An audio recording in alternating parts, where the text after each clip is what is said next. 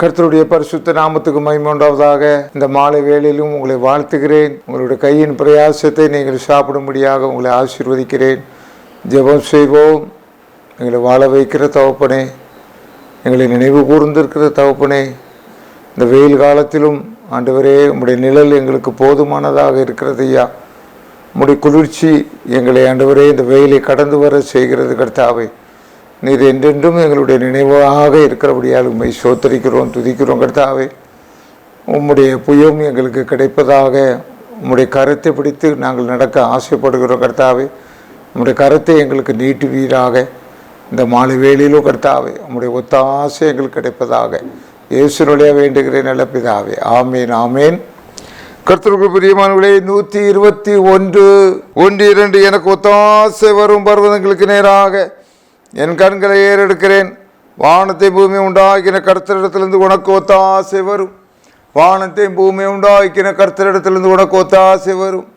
வானத்தையும் பூமியை உண்டாக்கின கர்த்தரிடத்திலிருந்து உன் தொழிலுக்கு ஒத்தாசை வருகிறது. வானத்தையும் பூமியை உண்டாக்கின கர்த்தரிடத்திலிருந்து உன் பிள்ளைகளுடைய படிப்பு காரியத்துக்கு ஒத்தாசை வருகிறது.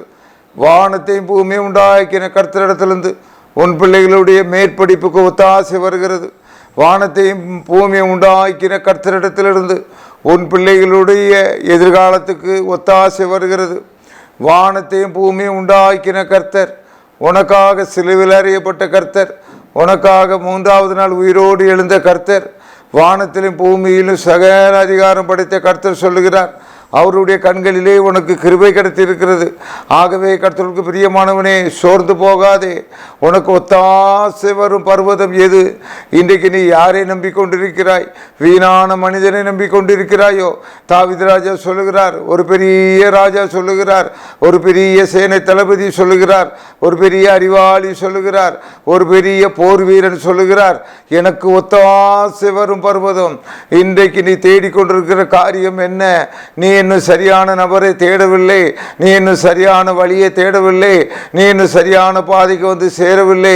ஆம் கர்த்தருக்கு பிரியமானவனே, நீ எவ்வளவோ பிரயாசப்பட்டு கொண்டிருக்கிறாய். அங்கே லூக்கா 5ஆம் அதிகாரத்திலே அங்கே பேதுருவுக்கு காண்பிக்கப்பட்ட காரியம் என்ன? அவனுக்கு ஒத்தாசை வருகின்ற இயேசு அங்கு பக்கத்திலே நின்று கொண்டிருக்கிறார். அவன் பிரயாசம் ஐயா பிரயாசம் ஓடிக்கொண்டே இருக்கிறான். நீ கடையை தொடங்கி கொண்டே இருக்கிறாய், தொழிலை நடத்தி கொண்டே இருக்கிறாய். நஷ்டம், எதிலையும் முன்னேற முடியவில்லை. என்ன காரணம்? யோசித்து பார்த்தாயா? உனக்கு ஒத்தாசை வரும் பர்வதங்களுக்கு நேராக கண்களை இன்னும் நீ ஏறெடுக்கவில்லையே. உன்னுடைய உழைப்பை நம்புகிறாய், நல்லதுதான். உன்னுடைய கையின் பிரயாசத்தை நீ சாப்பிடுவாய் என்று சொன்ன அந்த தேவ மனிதரை, அந்த தேவனை நீ நோக்கி பார்க்க வேண்டும் அல்லவா? அங்கே லூக்கா 5ஆம் அதிகாரத்தில் பேதுரு என்ன காரியத்தை செய்தார்? அந்த தேவனை நோக்கி பார்க்கவில்லை. ராம் முழுவதும் பிரயாசப்பட்டார், நல்லதுதான். 60 ஆண்டுகள் பிரயாசப்பட்டாய், நல்லதுதான். 30 ஆண்டுகள் பிரயாசப்பட்டாய், நல்லதுதான். இல்லை என்று யார் சொன்னா? ஆனால் நீ ஒரு காரியத்தை செய்ய வேண்டுமே.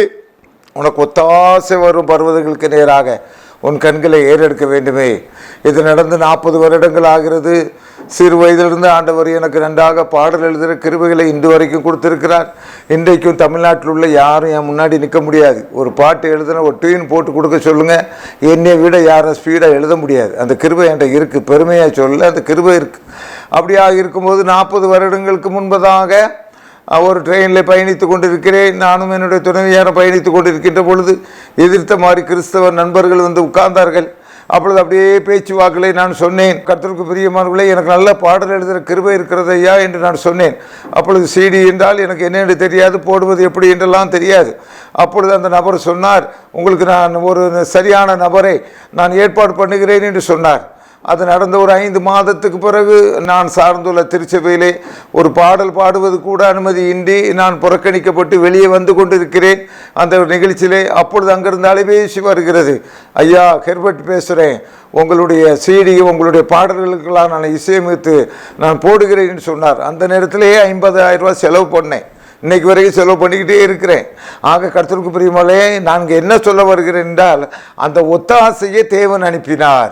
உனக்குள்ளாக நான் பாடல் எழுதுகிற கிருபையை கொடுத்திருக்கிறேன், பணத்தை கொடுக்கிறேன், வெளியீடு என்று 9 வேலைமைகள் கர்த்தரின் கீதம் என்று என்னுடைய பாடல்கள் எல்லாம் ஒளிபரப்பாகி கொண்டிருக்கிறது.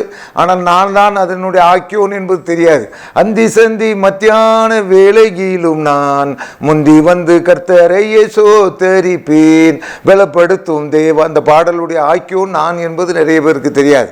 ஆக ஒத்தாசை வரும் பர்வதங்களுக்கு நேராக என் கண்களை ஏறெடுக்கிறேன். ஆக கர்த்தருக்கு பிரியமானவர்களே, இன்றைக்கு உனக்கு ஒத்தாசை இருக்கிறது, இன்றைக்கு உனக்கு ஒரு திருப்பு முனை இருக்கிறது, இன்றைக்கு ஒரு ஆசீர்வாதம் இருக்கிறது. நீ வாழ்க்கையில் முன்னேற வேண்டுமா? உன்னுடைய ஒத்தாசை, உன்னுடைய கண்கள் எல்லாம் ஆண்டவரே நோக்கி பார்க்கிறது. மனுஷன் எந்த விதத்தில் உதவி செய்யவே மாட்டான். இந்த சாமியல் ராஜ் அடி வாங்கின மாதிரி யாரெல்லாம் அடி வாங்கவே முடியாது. இவரை எப்படியாவது கீழே விழத்தல்னு தான் 1000 பேர் நினச்சிருக்காருனே தவிர 1-2 பேர் தான் இவர் ஆண்டவருடைய பிள்ளை நல்லா இருக்கு தரமன்னு நினைக்கிறாங்க. மற்றபடி எல்லாரும் அமுக்கள் தான். ஆக நீ வெளியே வர வேண்டும் என்னால் கர்த்தரை நோக்கி பாரு. ஆண்டவரே, உம்மை சோத்தரிக்கிறோம், உம்மை துதிக்கிறோம் கர்த்தாவே. இந்த ஆண்டவரே மாலை வேளையிலும் உமக்கு நன்றி செலுத்துகிற கர்த்தாவே. ஆண்டவரே கர்த்தாவே, என்னுடைய பாடல்களை நீர் வெளியே கொண்டு வந்தீர் ஆண்டவரே. அதே மாதிரி அநேக பேருடைய திறமைகளை கர்த்தர் வெளியே கொண்டு வருவீராக. அநேகம் பேர் ஆசீர்வாதத்துக்குள்ளாக நடத்துவீராக. இந்த பொல்லாத மனிதர்கள் கர்த்தாவே, பொறாமை பிடித்த மனிதர்கள் ஆண்டவரே, நச்சரிப்பு பிடித்த மனிதர்கள் கர்த்தாவே, ஆண்டவரே இவர்களை காட்டில் நீர் ஒருவரே நல்லவராக இருக்கிறீர், நீர் வல்லவராக இருக்கிறீர் ஆண்டவரே. அநேக பிள்ளைகளை நல்ல நிலைமை கொண்டு வருவீராக. அவர்களுக்கு வேண்டிய ஒத்துழைப்பை ஒத்தாசையுடைய பரத்திலிருந்து அனுப்பி கொடுப்பீராக. இயேசுவினுடைய வேண்டுகிற நல்ல பிதாவே, ஆமென்.